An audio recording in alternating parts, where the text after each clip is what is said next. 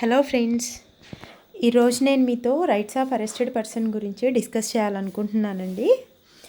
మనకి ఈ criminal procedure కోడ్లో ఈ రైట్స్ ఆఫ్ అరెస్టెడ్ పర్సన్ గురించి మనకి ఎక్స్ప్లెయిన్ చేయడం జరుగుతుంది.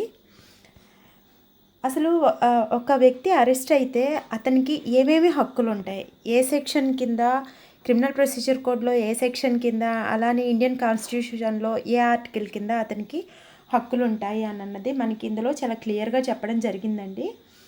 అవేంటంటే క్రిమినల్ ప్రొసీజర్ కోడ్లో అండర్ సెక్షన్ 50, 55 అండ్ 75, అలానే ఇండియన్ కాన్స్టిట్యూషన్ ఆర్టికల్ 22 క్లాస్ 1 ప్రకారం అరెస్ట్ అయిన ఒక వ్యక్తికి తను అసలు ఏ గ్రౌండ్స్ కింద, అంటే తను ఏ అఫెన్స్ చేసినందుకు తనని ఏ గ్రౌండ్ కింద అరెస్ట్ చేశారు అని తెలుసుకునే హక్కు ఉంటుందండి.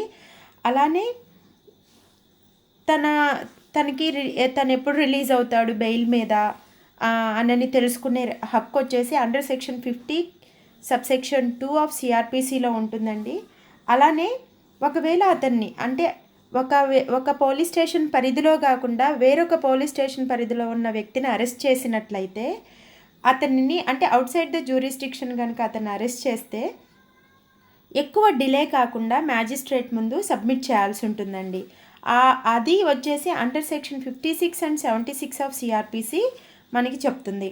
అలానే ఒక వ్యక్తిని అరెస్ట్ చేసినట్లయితే అరెస్ట్ చేసిన 24 hours లోపు మ్యాజిస్ట్రేట్ ముందు హాజరుపరచవలసి ఉంటుంది. అది under section 57 and article 22 clause 2 Indian constitution చెప్తుందండి.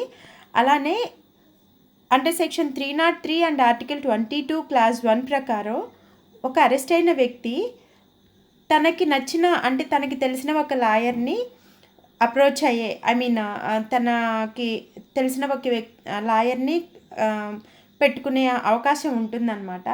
అలానే అండర్ సెక్షన్ 54 ప్రకారం ఈ అరెస్ట్ అయిన వ్యక్తిని మెడికల్ ఎగ్జామినేషన్ చేయించాల్సి ఉంటుంది.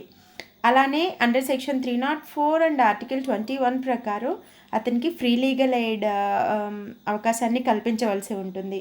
అలానే ఆర్టికల్ 21 ప్రకారం స్పీడీ ట్రయల్ ప్రొవైడ్ చేయడం జరుగుతుందండి. అలానే అరెస్ట్ చేసిన వ్యక్తికి అతను మోస్ట్ డేంజరస్ అనిపిస్తే తప్ప అతనికి హ్యాండ్ కఫ్స్ అన్నది వేయకూడదు.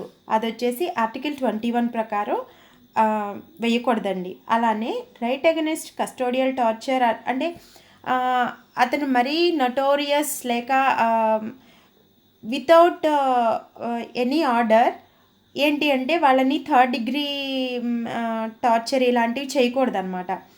నెక్స్ట్ వచ్చేసి ఈ అండర్ ఆర్టికల్ 21 ప్రకారం ఈ అరెస్ట్ అయిన వ్యక్తిని విజిటింగ్ అవర్స్లో అతని ఫ్రెండ్స్ కానీ రిలేటివ్స్ కానీ కలుసుకోవచ్చు.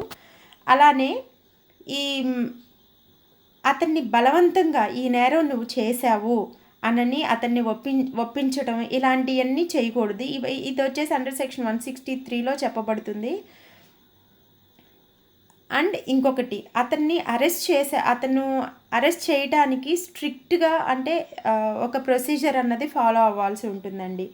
సో ఇవన్నీ మనకి ఒక అరెస్ట్ అయిన వ్యక్తికి ఉండే ఏవైతే హక్కులు ఉన్నాయో మనకి ఇవన్నీ క్రిమినల్ ప్రొసీజర్ కోడ్లో మనకి ఎక్స్ప్లెయిన్ చేయడం జరిగింది.